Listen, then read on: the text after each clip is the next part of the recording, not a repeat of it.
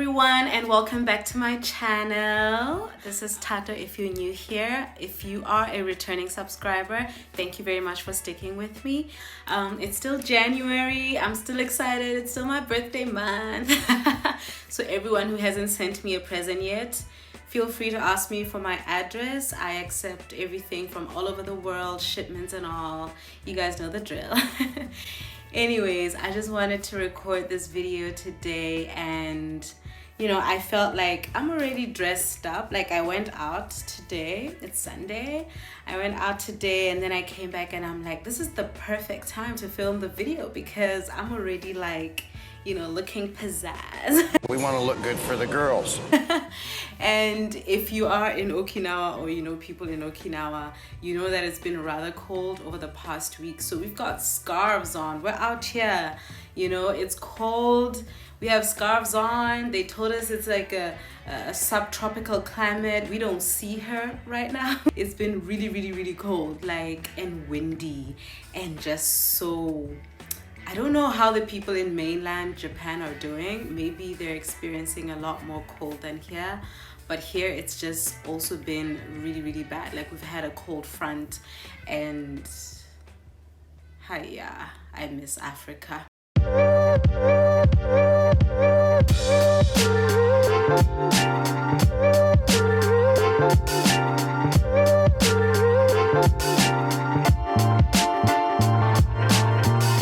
But anyways, let's get on with today's video. As you've seen from the title, today I just wanted to talk to you about, things to think about and things to prepare when you are thinking about, applying for a graduate degree, when you're applying for a PhD specifically, right? And of course, I can talk more about, different types of applications like undergrad, masters. I've done all of those things. But I just wanted to address applying for a PhD program because that's the kind of program I am in right now. You guys have heard me in other videos talking about, hey, I'm a PhD student in Japan, blah, blah, blah. And some of you might be wondering, how did I apply? How did I find out about the opportunity? And, what are the things to consider when trying to find a graduate research program and things like that. And I think part of today's video came as sort of it was inspired by some conversations we've been having with some friends of mine over the last week or so, where we were saying, it's so important for us to share information that we know in our areas of expertise or in our lived experiences, because sometimes by sharing, we're allowing other people to come forward and not have to make similar mistakes that we did in the past, for instance, or just to really have a broader amount of information such that they can use that and apply it in their own lives how they see fit. It's very important for us to be sharing information as we move along life's journey, and if you know something, someone else might be looking for that information. So here we are. If you guys are interested in learning about how to apply for PhDs, whether in Japan or in other parts of the world, in different fields also, please stay tuned up until the end. I'll try to keep it short, and if you guys would like me to go deeper, we can always extend the conversation through other videos as well. So if this feels like your vibe, stay tuned and make sure to hit that subscribe button, share the video with your loved ones as well, and if you have questions, of course, feel free to comment in the comment section. Okay, so the first thing that you have to think about before you even start your application for a PhD program is, why are you applying for a PhD program? And this goes for anything. You guys know that I'm a PhD student in neuroscience, but it doesn't matter which field or discipline you're trying to apply to. The question of why really is, about your motivation to further your studies. At this point, you've had your bachelor's degree, maybe you've done a master's or several, maybe you've even had a job or two. So the question is, why are you now trying to get a PhD? What end do you see for yourself? And if you're not clear about the reason why you're applying, it's really going to come across in your application essay, it's going to come across in your interviews and such, and you're not going to stand out, you're not going to put yourself in the best light for the admissions team to then grant you a seat in the program. So really think about, what is my motivation, to get a PhD? Is it to get the title of doctor? Is it because I'm interested in this specific thing that has not been solved yet and I want to be the person to solve that? Is it because you're trying to lay down the foundation for a later stage career? Are you just trying to get a larger salary? So I mean, there's tons of reasons why people do things in life, and you have to be clear about why you want to pursue that particular level of study in your field. That is first and foremost, and I would encourage you to write it down and have it very clear in your mind, in your memory. If someone asks you, why are you applying for a PhD? You shouldn't have to think too hard about it, because you should already know at that point why you're trying to apply for a PhD. Number 2 is that once you found the reason why you're trying to apply, make sure that you read a lot within your field. Find peer-reviewed articles. Let's say you're applying for neuroscience and you're interested in the study of memory, right? Read about memory. What is currently known? What is currently unknown? What are the big questions in this discipline that are still unsolved? And how does your interest then align with these big questions? Is that something you want to pursue, or do you want to tackle it from a different angle altogether? So try and read around your subject, not only within, but you can read in subject adjacent fields, so that you're really aware of what is the current status right now, and how is your pursuit of this field going to advance it, right? You don't just enter a field and you're hoping to do 1, 2, 3 great things when you don't know what's already been done or what the challenges have been. So I think reading really helps to equip you already with a lot of literature. It exposes you to different research groups that you might be interested in. You find like a topic that a group has published on, you might actually be interested in that, and that's where you might end up applying for your PhD. So make sure that you read and you actually spend time doing this research around the field that you're interested in. And just following up on that, I'll say like point 3 is think about your questions, as you're reading within your field. What are the questions that are occurring to you, and what things do you find fascinating about this field? What's fascinating about memory? I'll use this as an example.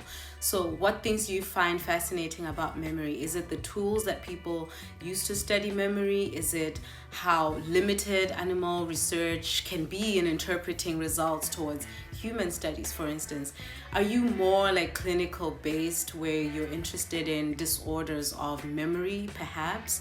Is your, where does your interest lie? Because once you start reading and you start dissecting these big topics in your field, you at the same time and eventually hopefully will have to narrow it down to a place that is manageable for an individual to actually do that research.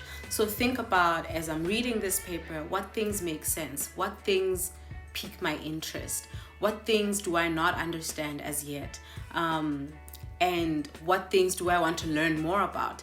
So when you're reading, it's not just reading, you're actively engaging with the publications, you're writing notes, you're keeping a journal on the side perhaps, so that you're keeping record of all the ideas that are flowing through you as you are engaging with that particular topic which is of interest to you. So now we are up to tip number 4. Okay, so number 4 is Now you know your why, you know the literature that's surrounding it. It's time to find the professors who are actually doing the work that you are interested in also pursuing. Because if you're going to apply for a PhD position, you have to have a supervisor who's going to guide you along your academic journey. So who are the people who are at the forefront of this particular research? Are you interested in memory?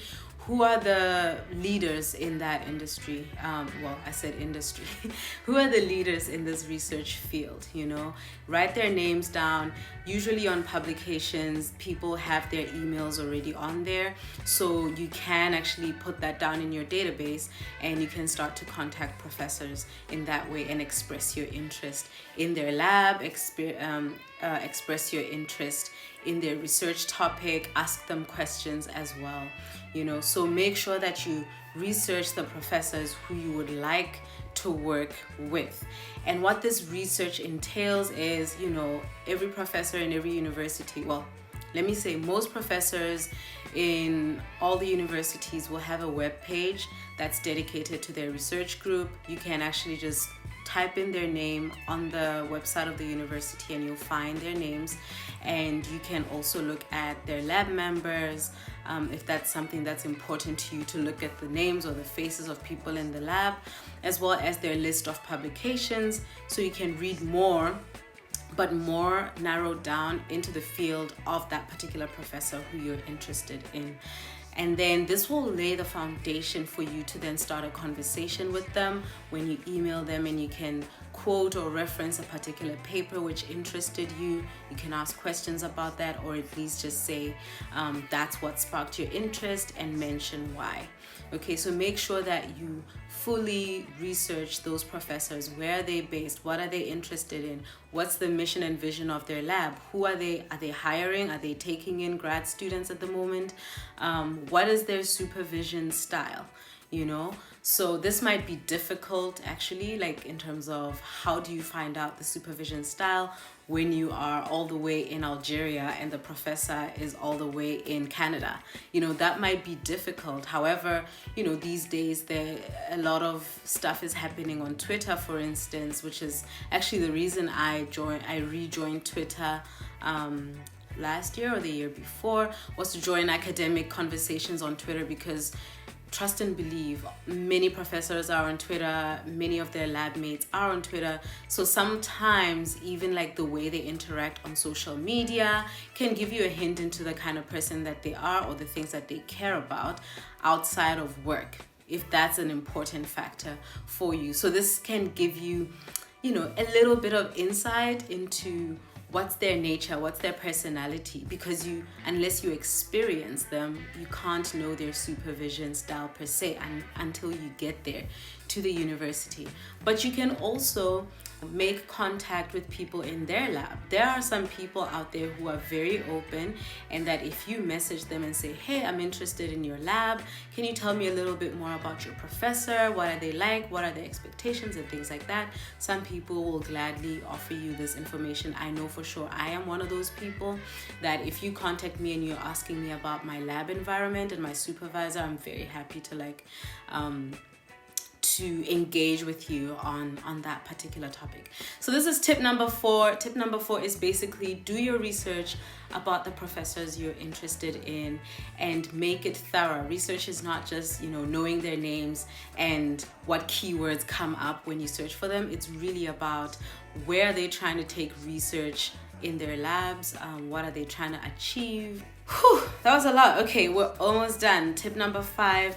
Now it's time for you to prepare your actual application material, and this is super important because in many places around the world, PhD positions are very competitive and funding is also very competitive. So when you're making your application, you truly have to stand out. You have to make sure that you have everything in order, on time, and that everybody who's involved and who should be a part of this experience already knows in advance. So it's now time to make your application, and I will encourage you to give yourself a lot of time. Don't be that person who tries to do everything at the last minute, because that's when you realize that maybe you don't have all the documents and stuff, right? So basically, write your essays and give yourself enough time to have somebody else check your essays, give you feedback on your essays. Make sure that you've given recommenders enough time to write recommendation letters. Just this point is about, when you're preparing the actual application package, make sure that you have allowed yourself enough time to get feedback from other people, to hear back from other people, and make changes accordingly before you hit that submit button, okay? And tip number 6 is, this is more of like, not a tip, but just things to be aware that most institutions will require are obviously your CV. You have to make sure that your CV is up to date. Make sure that your essays are well written, they are sound, they are clear. Usually they will ask for a research interest essay, or in some cases even a full proposal for what you are trying to study. So depending on the needs of the school, it might be a short essay, it might be a more extensive, thorough essay. So make sure you have enough time for that. So yeah, CV, essays, at least 2 recommenders or references, and these are obviously academic references. Make sure you have those.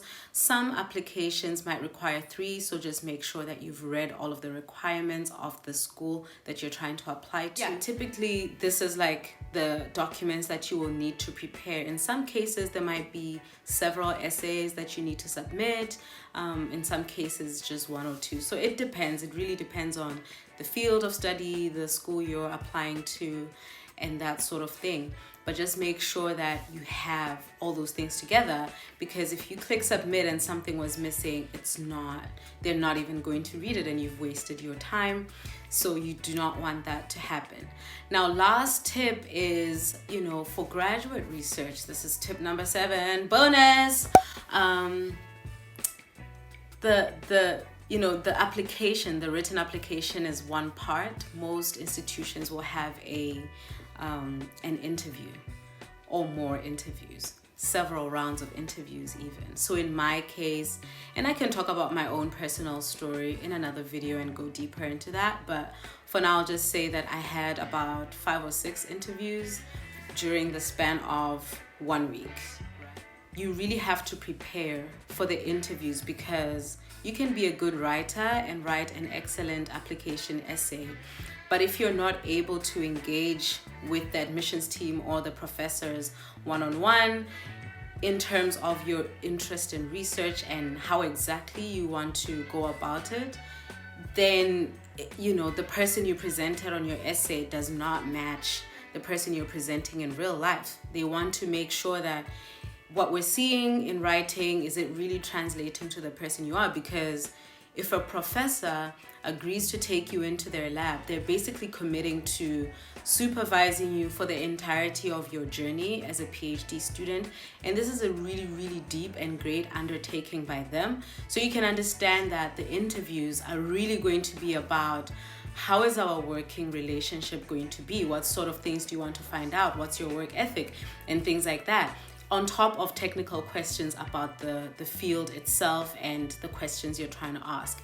But think of it as a marriage between supervisor and student, and you have to expect that they will do their due diligence, much like you have done when you were researching professors and researching programs.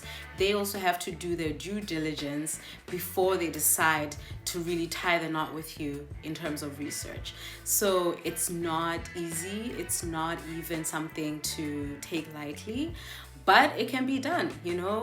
People are doing it, and you just have to be prepared.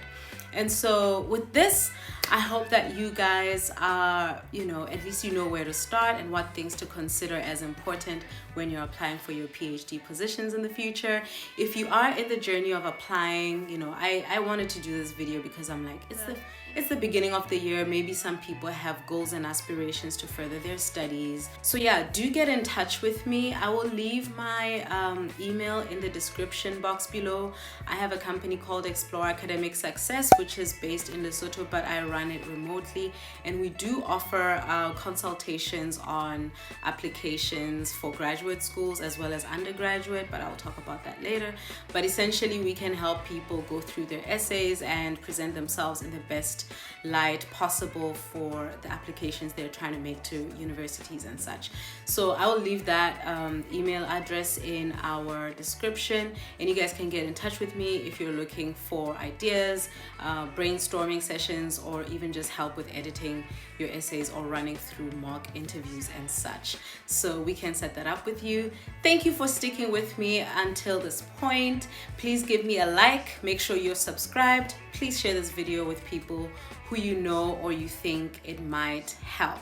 And if you're still here up until the end, can you guys give me a purple heart in the comment section? Also, if you have any questions, yeah, just drop them in the comments and I will engage with each and every one of you. I love you. Until next time, stay cool. Bye.